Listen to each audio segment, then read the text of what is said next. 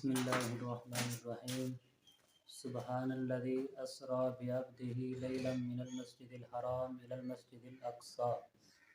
اللہ سبحانہ و تعالی نے ارشاد فرمایا کہ رب ذوالجلال نے نبی پاک صلی اللہ علیہ وآلہ وسلم کو سیر کروائی مسجد حرام سے لے کر مسجد اقصی تک۔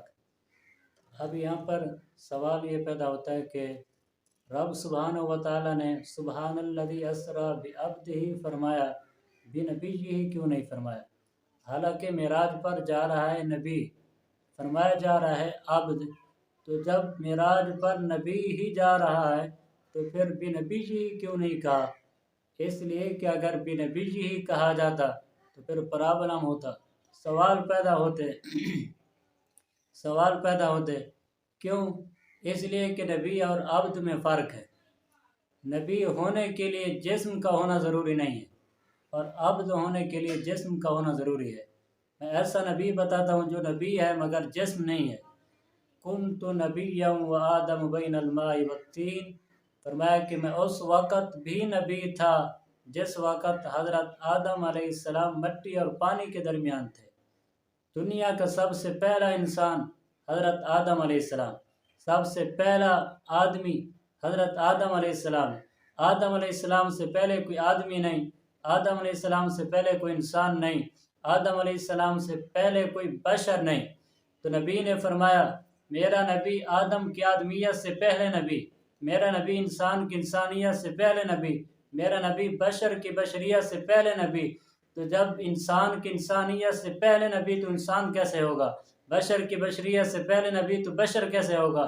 جب آدم کی آدمیت سے پہلے نبی تو آدمی کیسے ہوگا؟ تو اب بات کلیئر ہو گئی کہ حکم نبوت کے لیے، نبی ہونے کے لیے جسم کا ہونا ضروری نہیں ہے اور اعلان نبوت کے لیے جسم کا ہونا ضروری ہے۔ یعنی کہ جب اعلان کے لیے بھیجا جائے گا تو جب بشری لباس میں بھیجا جائے گا، انسان کے لباس میں بھیجا جائے گا، کیونکہ بشر کو ہدایت کا راستہ دکھانا ہے، انسانوں کو ہدایت دکھانی ہے تو انسان کے لباس میں آؤ، انسانوں کو تبلیغ کرنی ہے تو انسان کے لباس میں بھیجا جائے گا۔ کہ اللہ نے اپنے نبی کو بشری لباس میں بھیجا، اے نبی تم جا کر لوگوں کو تبلیغ کرو۔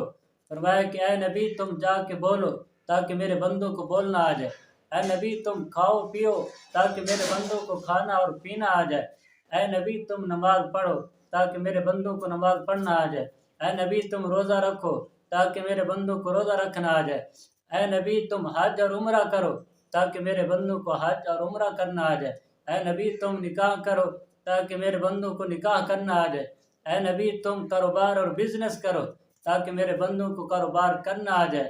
تو اب معلوم ہوا کہ ہم بھی بشر ہیں اور نبی پاک صلی اللہ علیہ وآلہ وسلم آپ بھی بشر ہیں۔ ہم بشر ہیں اپنی ضرورت اور حاجت کے لیے، نبی پاک صلی اللہ علیہ وآلہ وسلم آپ بشر ہیں ہماری ہدایت کے لیے۔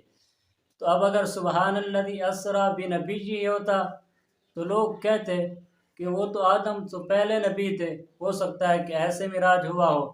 تو رب سبحانہ و تعالی ان کی نادانی کو بہتر جانتا تھا کہ یہ سوال کرتے، تو اللہ سبحانہ و تعالی نے ان کا رد کر دیا، فرمایا کہ میں بنبیہ کہوں گا ہی نہیں کہ تم سوال کرو۔ کہ رب سبحانہ و تعالی نے بھی عبد ہی فرمایا کہ عبد ہوتا وہی ہے کہ جس کا جسم اور روح دونوں اکٹھے ہوں۔ اکیلے جسم کو عبد نہیں کہا جاتا اور اکیلے روح کو بھی عبد نہیں کہا جاتا، جب جسم اور روح دونوں اکٹھے مل جائیں تو عبد بنتا ہے۔ تو رب سبحانہ و تعالی نے بھی عبد ہی فرمایا، تو معلوم ہوا کہ یہ معراج جسمانی ہے، روحانی نہیں۔